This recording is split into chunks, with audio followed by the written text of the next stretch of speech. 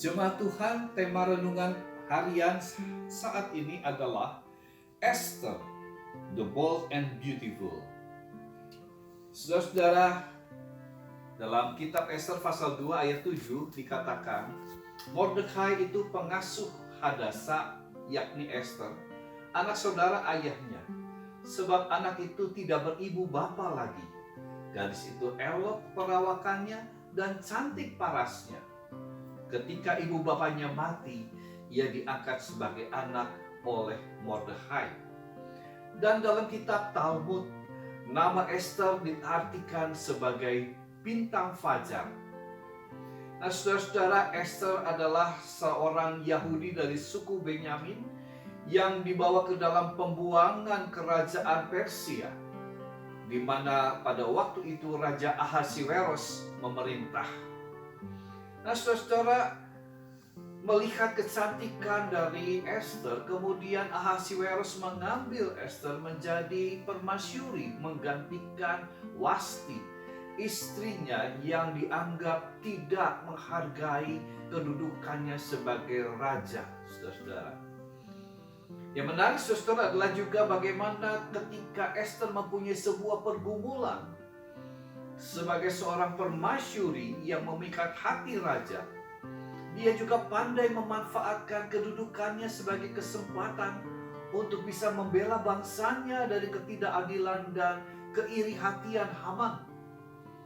Haman adalah seorang pejabat pemerintah Persia yang bermaksud membunuh Mordekai yang dianggap tidak menghormat Ahasiweros sebagai raja.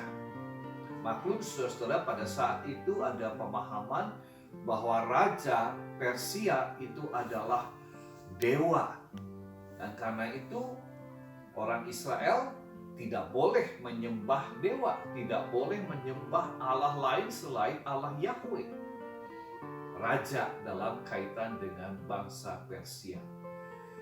Dan melihat hal ini, saudara, memang Haman bermaksud untuk membawa Mordekai ke hadapan raja dan menghukum Mordekai.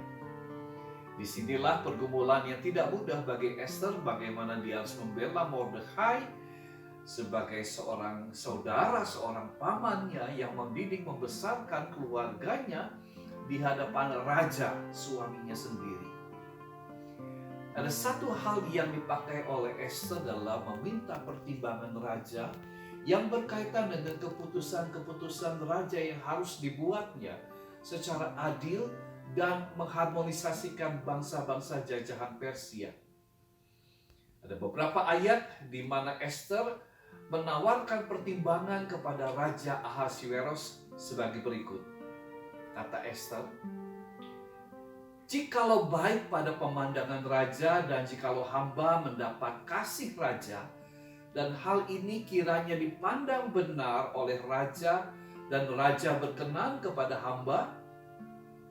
Nah, saudara, perkataan ini ada beberapa kali di dalam kitab Esther ketika ia mengajukan persoalan-persoalan yang membutuhkan pertimbangan politik raja. Nah, saudara, apa yang menarik dan kita bisa pelajari dari kitab Esther? Yang pertama adalah soal the beauty, kecantikan. Cantik itu rupanya bukan soal cantik paras dan rupanya saja, tetapi cantik ini dalam pengertian inner beauty.